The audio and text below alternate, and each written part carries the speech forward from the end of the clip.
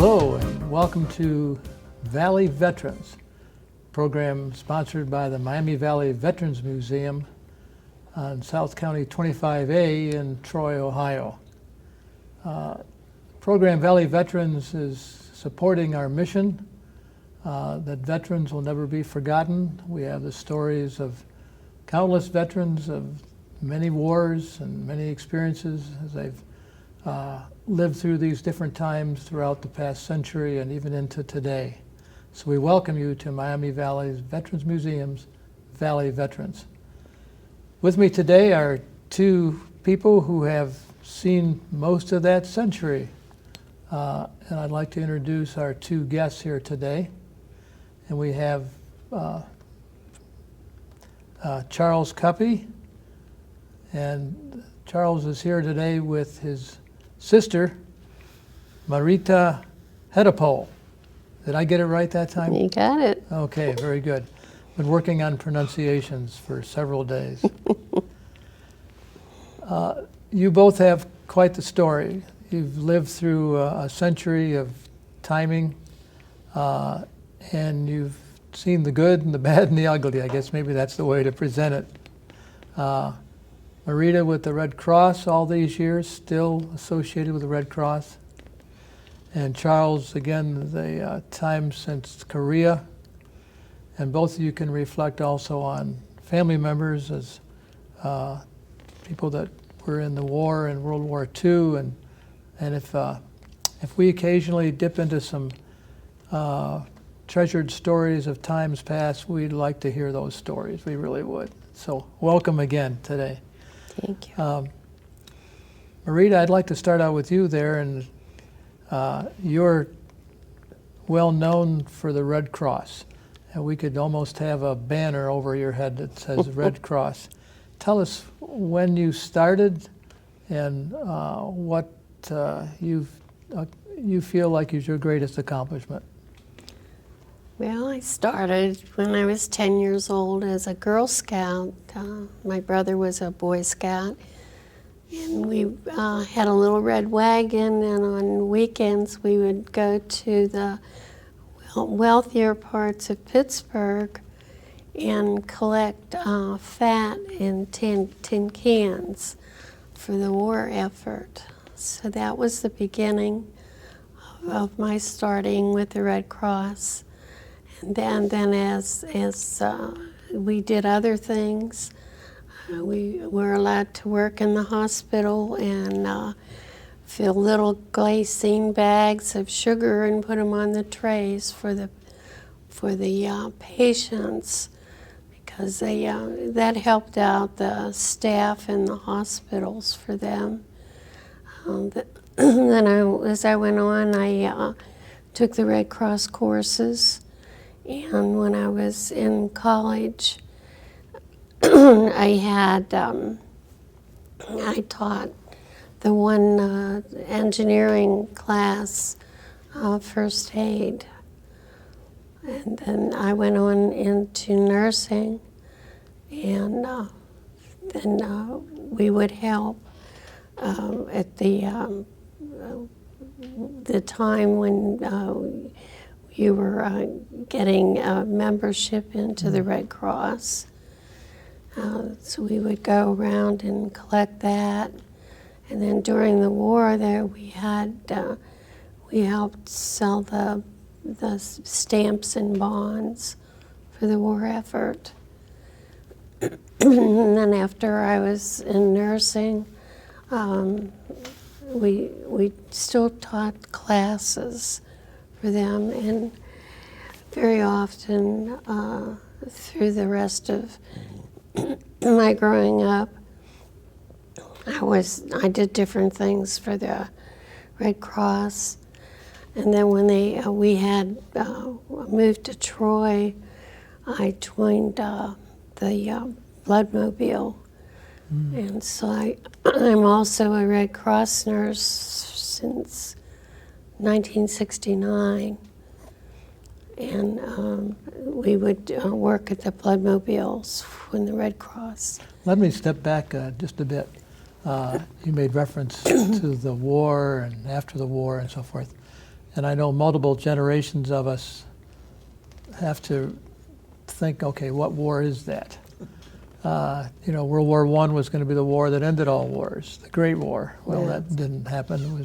So now when we say in the war, we typically think of World War II, although others may think of the Cold War. Some others may actually get to the time that we're in at this present time.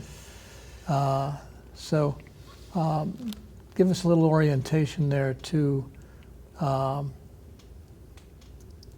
the time that you served with the Red Cross relative to which war? It was probably when the Second World War started.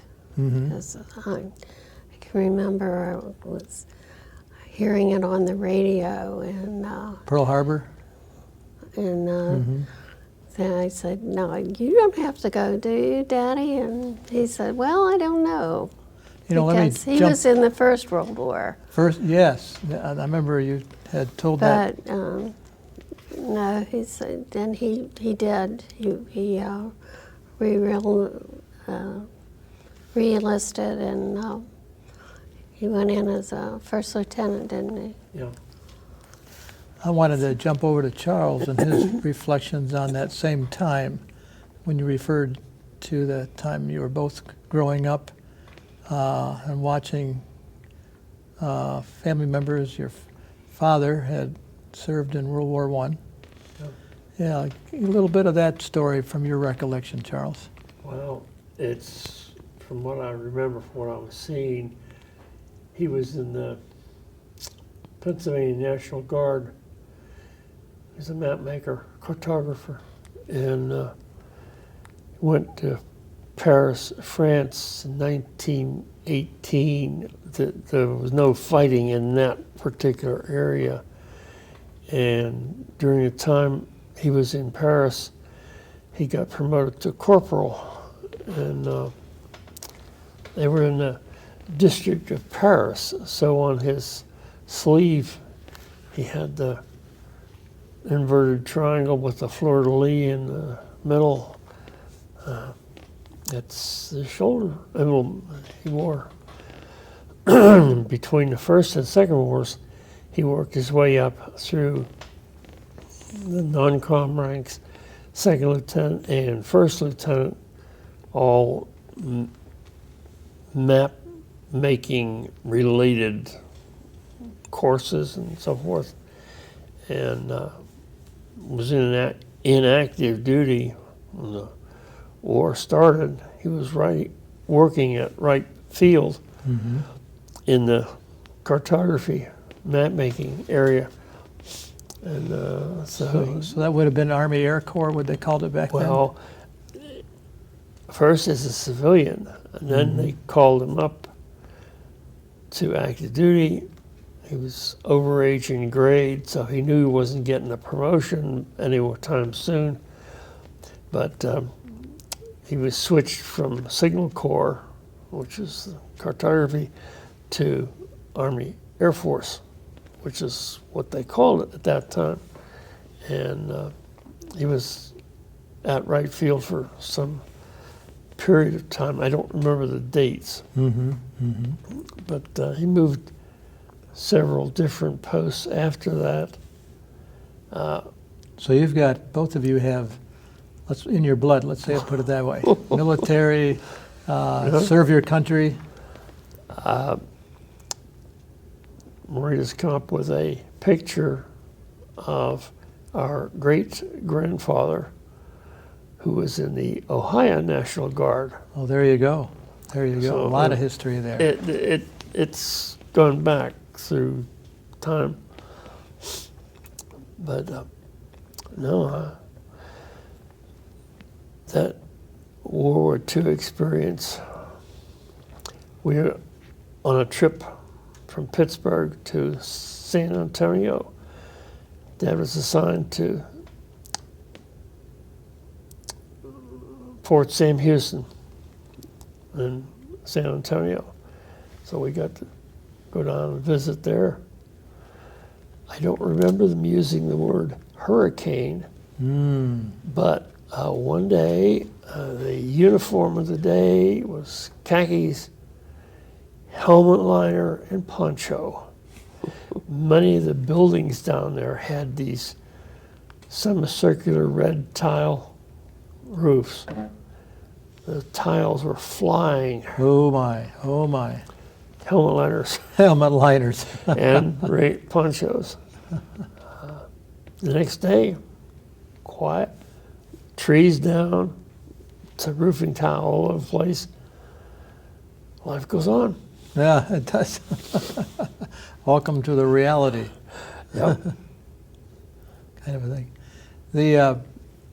So while we're reflecting back on times past and so forth, and both of you have incredible stories to tell.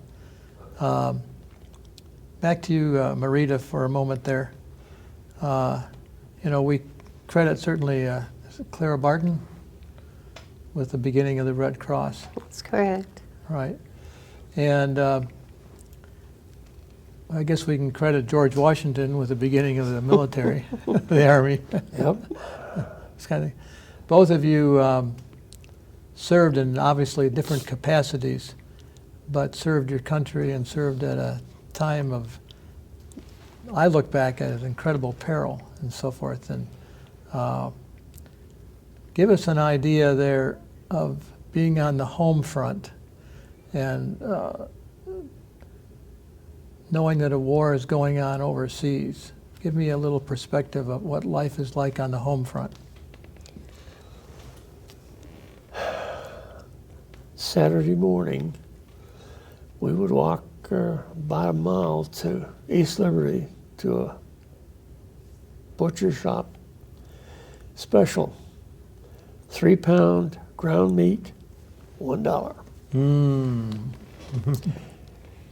But you had to have your red token, Yeah, the Ration ration card.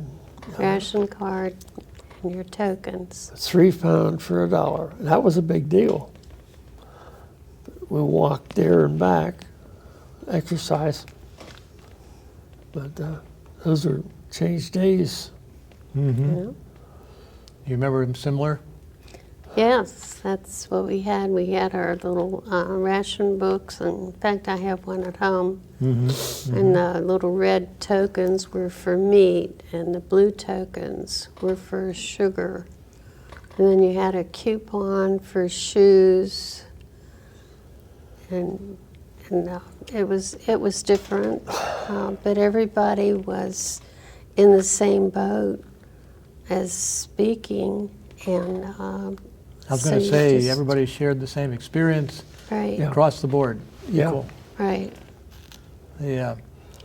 And As siblings, is there a third or a fourth sibling, or you? No, it's It's the just two of us. us. So at least you didn't have to share the ration cards any further. Well, everybody got, you got by what was in the family. Mm-hmm. That's how they put the ration cards out. And then when we collected the fat, we would take it to the butcher shop, and they would give us 10 cents for each can of fat and a red token. So the money would go into our scout treasuries, and then we would share the tokens. Because usually when we would go Saturday and get the meat, that was for all week. Yeah. Yeah, and today, even my generation, the Vietnam generation, we can't imagine going without or going with less. We're used to going with more all the way around. Right.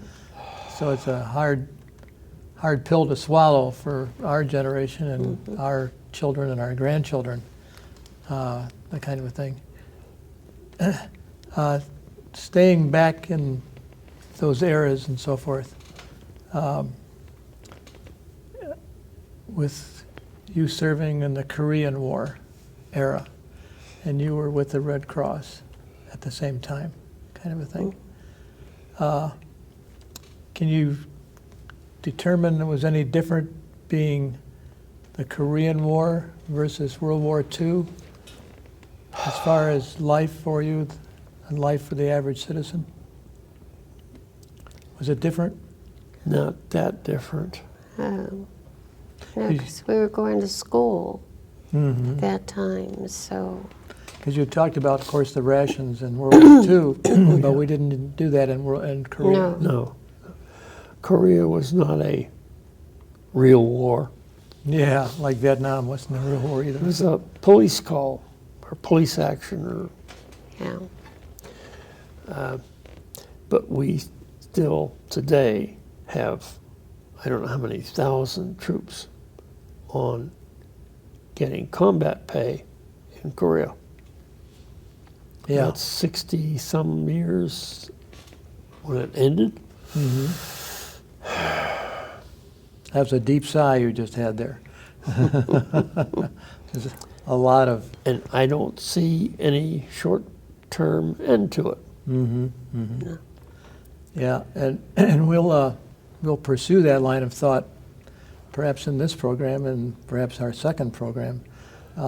Just to let the audience know, we have two programs with Mareta and with Charles, and some of the answers to some of the questions that may come into your mind may be answered in another program that we will be producing as well.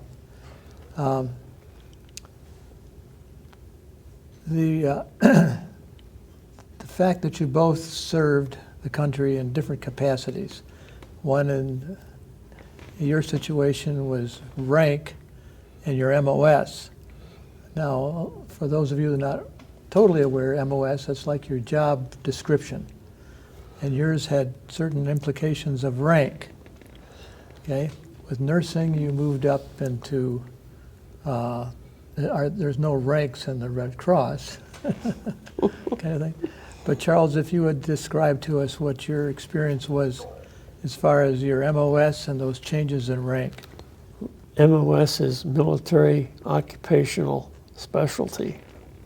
It's a number that has a job title with it, and it should reflect what you actually do. When I started, basic training was at Fort Dix, New Jersey, 2 hours by bus south of New York City. I enlisted in March of 1950, before Korea got started, and it was so-called peacetime basic, 14 weeks. I finished my basic, nominally infantry basic, but And you were with the Navy. no, I was Army. Oh, that's right, Army. Sorry, strike that. But, My Army buddies in this hat right now just did a double flip. I applied, auditioned for the 9th Division Band at Fort Dix. I was accepted. I got my 10-day furlough. And sometime between that start of that furlough and the time I got back, the North Koreans, with the assistance of the Chinese, started their expedition down south. But since I was accepted in the band, I went to the band training unit. I didn't get slow to China.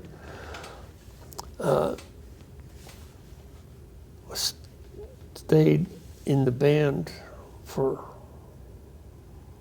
an extended period, 2 hours south of New York City. The draft was on with all these professional musicians. Music is a hobby for me. It's a business for them. So I found a job in the supply room. I was a supply clerk to help out the sergeant. Just before we leave the band, and I may have missed it, pardon me if I did, but what instrument did you play? French horn. The French horn. Yeah. Not an easy instrument to learn nor to play. Has its own challenges. Every instrument has different skills and peculiarities. Right. But Yeah, I thought I was doing pretty good. You still have a French horn? No. But I'm sure you admire those that play them well. Oh my. Oh, why? Yeah. Now I'll take you back to your next supply clerk. Well, I was there till the summer of 1952. The captain came and said, "You haven't been to Korea yet, have you?" "No, sir." I was on my way. Yeah. But this is February 52. My enlistment was over in March of 53. Of course, everybody that enlisted was extended for an indefinite period. I wound up being extended for 12 days, which wasn't too bad. But got shipped out to Washington State, took the boat to Japan. Tokyo, Yokohama, Camp Drake was a former Japanese Army training center. And I was there for a week, 2 weeks. Supply clerk, I worked in the supplier. Right. Well, after that week or 2 weeks, I got on another boat down south through the islands, up into the Yellow Sea,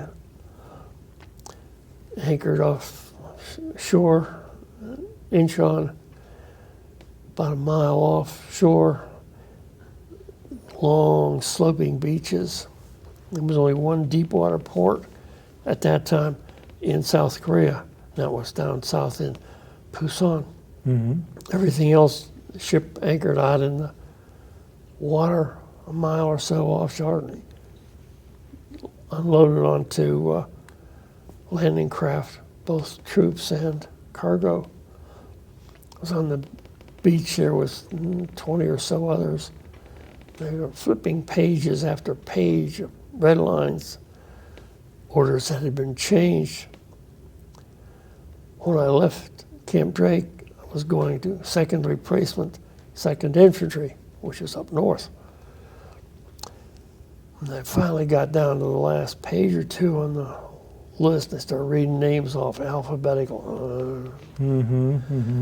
We wound up going to 2nd Logistical, which is down in Busan.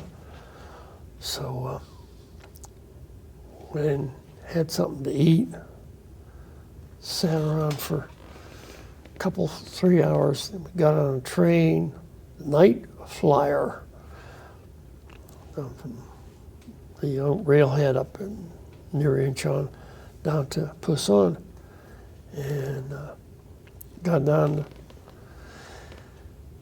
to the company I was assigned to, and we don't need a supply clerk, we need a personnel clerk. Change So, again. It was not that much different, but I was started out in an office building up on the 2nd floor in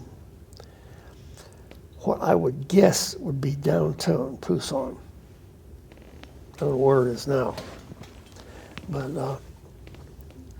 we were there for several months. They were building a new PAC area, PAAC, Busan Area Assembly Command. And well, we started out staying in tropical huts, what they had available. Had blankets in the window, keep some of the cold out. Oh my. We got to the PAC area, they had concrete pads for the Quonset huts. We put blankets in the windows to keep the cold out. But we had space heaters inside. There were concrete walkways between the buildings. As long as you stayed on the concrete, you were good. You got off the concrete, you were in the mud. Lots of it. But it was a relatively quiet. We didn't have, the fighting was all up north. But this point in time, I was 52, 53. But it got cold. I was corporal, and I was a corporal of the guard one night, 2 below zero. Oh my. Oh We my. had M1 carbines, that's the little shell, 3 rounds in the magazine. The privates and PFCs were on the ones walking guard posts. One time, the shift to the next troop cleared the weapon and handed the ammo to the next guy. Well, some were so cold, they just ejected the shell and it landed in the snow. Charles, I'm going to interrupt you in your story, and we're going to continue that in our second program. So those of you that have been watching, we ask you to stay tuned, follow our sequence of programs here. And it's kind of like a to be continued.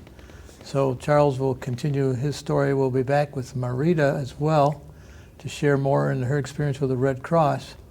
And there's even another family member who obviously cannot be here with us today, who flew an Avenger back in World War II.